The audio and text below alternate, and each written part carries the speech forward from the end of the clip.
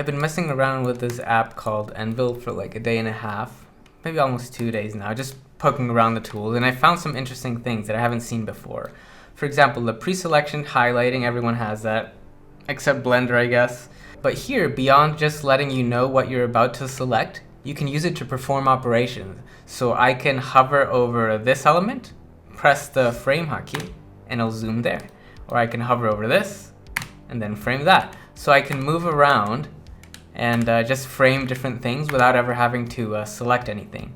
And of course, if I have nothing selected and I just move outside the mesh, it frames the entire object. So now, beyond just framing your viewport, you can also hover over this and say call extrude, and then just pull this outwards. And it's very interesting because you hover, you hold down the key, you move the mouse, and then you let go of the key. But you don't have to press any mouse buttons by default. It's surprisingly comfortable in a lot of situations. However, I do understand that sometimes the more traditional way of activating tools is preferable, and you can actually customize all of that. So these are what they call streamline tools. I don't think they're very good with names. This is really just a way of grouping certain tools under a single hotkey. Example, if I make this selection like this, and I click on extrude, so left mouse button is going to do one thing, middle mouse another, right mouse another. So left mouse, extrude along normals, middle mouse just extrudes in the direction of your mouse, and right mouse just extrudes straight out. And of course, once you activate the real tool, then you can press other hotkeys that you see I listed over here. For example, I think tab extrudes individual, but let's actually edit this. So they just happen to group a bunch of extrude tools here, but you can actually assign these buttons to whatever you want. It can be, one can be the inset, one can be extrude, one can be something else.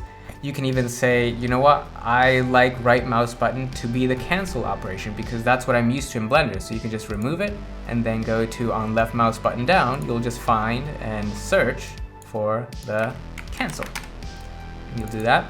And now that's going to be a little bit more like Blender. And you can do way more than that. You can set it so that when this tool group is activated, something happens. For example, let's say we go into wireframe mode, which I think is this option. And then when you exit the tool, you go back to, I imagine it's shaded plus wireframe. Okay. And now let's say I'm extruding this. So I activate it, goes into wireframe. And when I stop, hey, we go out. I imagine there's something more interesting you can do there. It's just an example. They also have a loop cut and slide tool where you activate it, and for example, there's an option here if I press home to allow loop slide through n-gons, and then I can simply just click there and loop cut through this face. I also like that by default, if you just start dragging, it immediately spreads them out evenly, and if you go back to 1, then you can go back to sliding. And it also places it directly where you're hovering, unlike Blender, which always defaults to the center. This also works pretty well on cylinder caps, so even though they're triangulated, you can still just loop cut through them, no problem. Now it's not perfect. Loop cutting through n-gons might fail depending on what edge you're hovering, but for simple operations like this, it works great. I also like how easy it is to unchamfer, so I can select this, and I can select this, and then just click this button, and that chamfer is gone. Similarly with this, unchamfer, and then I could just symmetrize. And we didn't have to select the edges in a very specific way or direction, just select all the faces, click the button. Super comfortable. The cut tool is also kind of interesting because it'll just cut normally and just snap to, oh, it's snapping to the face center, so I can control, no, wait, what is it snapping to? What is it snap? If I disable snapping, does it still work? Yeah, it still snaps to the center automatically. Okay, so if you're just dragging along, snaps to the center. Oh, but if you click, you can have more control over it. And remember what I said, these are really groups of tools. So if I instead use middle mouse, I can just slice like this, but it won't separate the geometry. But if I use right mouse button, it will slice and separate the geometry. So then I should be able to do this. Hey.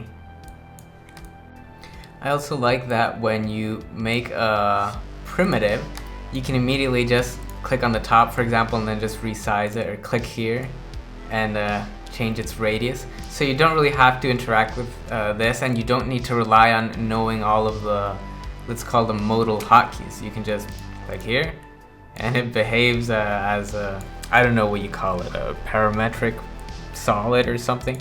And you can also just click and drag up or in this direction to add segments. And my personal favorite, you can just middle mouse and change its direction. You can also spawn a primitive right at your selection. So if I select these two faces and I go to geometry, create cylinder, it appears right there. But this is the destructive way. I don't think I can edit this. So let's instead use the tool version of the cylinder, this one, and we'll click on create, making sure subobject selection is enabled. So subobject just, I think it means component selection or element selection. So there's my cylinder, and I just can't get enough of selecting the sides like this and making it bigger like that. I think that's awesome. Unfortunately, middle mouse doesn't seem to orient it along the normals. It always just uses these. I'm sure there's a way of setting that up, but I just don't know how to do that.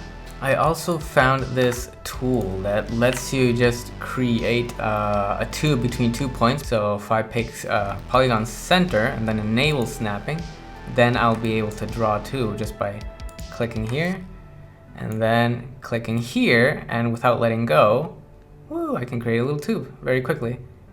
But you do need to have snapping points enabled for that. And when it comes to selections, you can use a marquee by doing this, and only the polygons that are entirely inside that marquee will get selected. But if you do it in the opposite direction, from right to left, anything that is remotely touching is going to get selected. And if you use middle mouse, then you can select through. So I can do that, and you can see it goes all the way around. Or middle mouse in the other direction, as we've already established, we'll select the whole thing. Now, for some reason, middle mouse over the mesh is different. It defaults to paint select, so I don't know how to select through. Maybe by holding down the Q key, which gives you these settings. Right mouse button. Oh, okay. So that's weird. That's just completely different. So hold down Q, right mouse button, selects through is another option. I know that you can customize all of this, but that's going to be for you to figure out. They also seem to have max like smoothing groups if that's your thing. So you just click on that. I imagine you just click there, and then what? Then make a separate selection and then click on a different one. Oh, that's pretty straightforward. And hard edges are always painted one color and soft edges another. But just to be perfectly clear, there's also a lot of things I don't like about the software. So I'm not trying to incentivize you to go buy it and then realize, oh, you didn't mention all these little things, that UI is a little bit glitchy, performance is not that great with particularly heavy scenes or imports. I like it. I would consider buying it just for the fun of having something new, but buyer beware. It's not all sunshine and rainbows. I just wanted to highlight some cool little details I found, which were very superficial. There's actually a lot more interesting modeling tools, because this is primarily a modeling app, so the devs can just spend all of their time specifically on that.